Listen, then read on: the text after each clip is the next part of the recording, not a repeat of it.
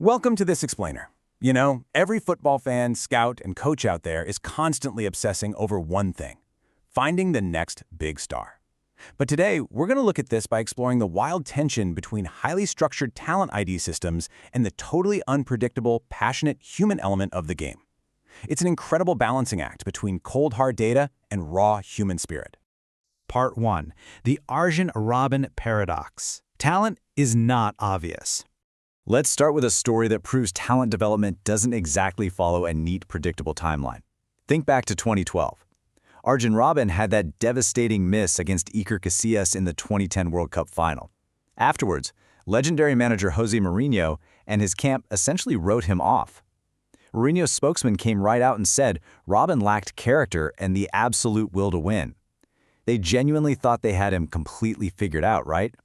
They looked at a 28-year-old winger and decided his mentality was flawed, that he was a finished product. But we all know how that actually played out. Back in '78, another Dutch legend, Robert Rensenbrink, hit the post late in the World Cup final, and his international career kind of just faded into that disappointment.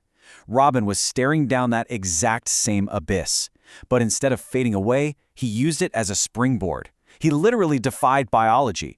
He actually improved with age, sustaining that terrifying pace well past his 30th birthday, scoring the Champions League winning goal for Bayern Munich in 2013 and getting absolute redemption at the 2014 World Cup. Mentally, he was a massive late bloomer. Part 2.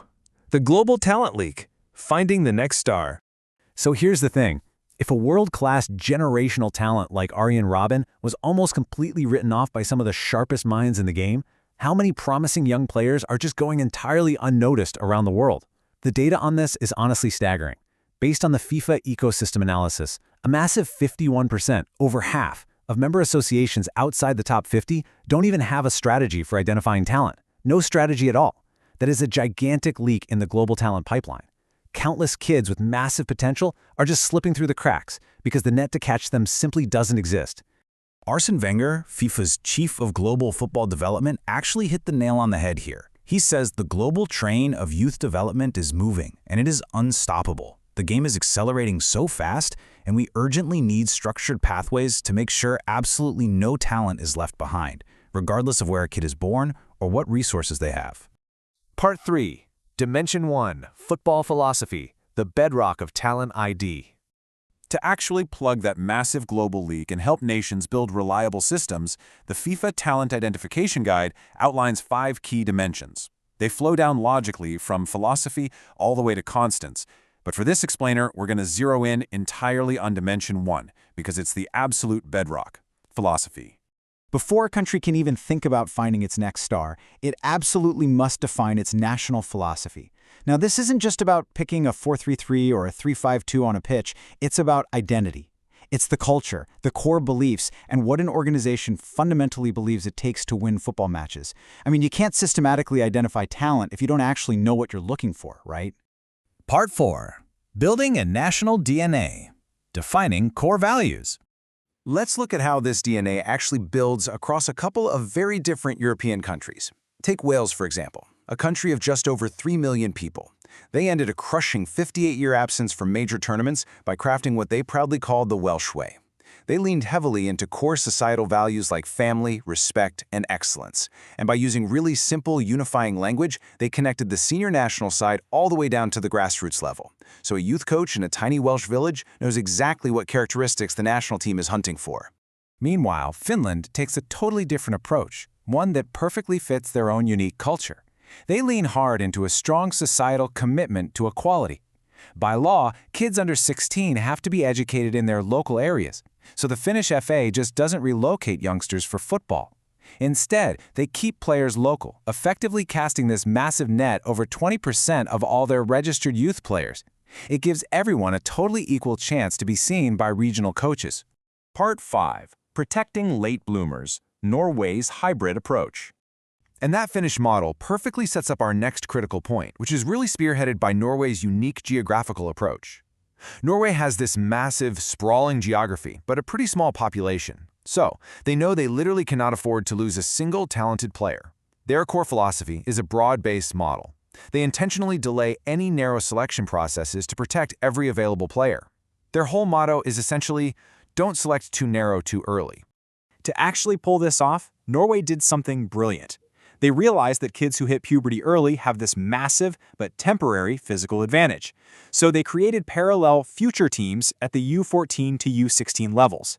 This setup is specifically designed to give late maturers, the kids who are maybe a bit smaller right now but could be superstars later, a chance to test themselves without getting physically bullied off the pitch by early maturing peers. Now, whether you're a scout, a coach, or just a die-hard fan, understanding these systems fundamentally changes how you watch the sport. Think back to Arjen Robben for a second. He is the absolute ultimate proof that late bloomers, whether we're talking physically, tactically, or mentally, can eventually outpace everyone as long as they aren't discarded by the system too early. Part 6. Systematizing Success. Tools for Talent ID. Okay, so how are these lofty philosophical ideals actually executed? Because let's be real, a philosophy without a concrete plan is just a wish. That's exactly why tools like the Goal Tree framework are used. It forces associations to break down their ultimate vision, that big, overarching why, into highly tangible, everyday process tasks. It literally connects the grand dream of winning a World Cup to the daily grind of a scout inputting stats into a spreadsheet.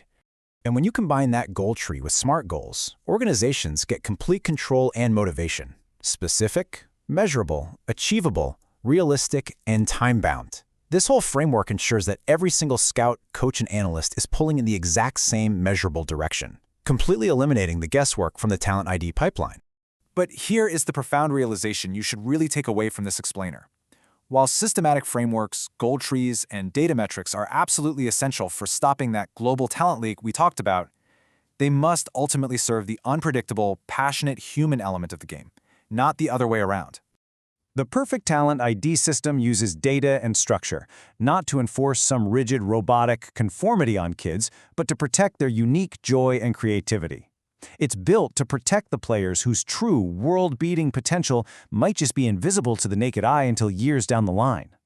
Which leaves us with this crucial, provocative question to ponder. Just how many uniquely talented players are we currently missing globally, simply because our systems demand perfection entirely too early?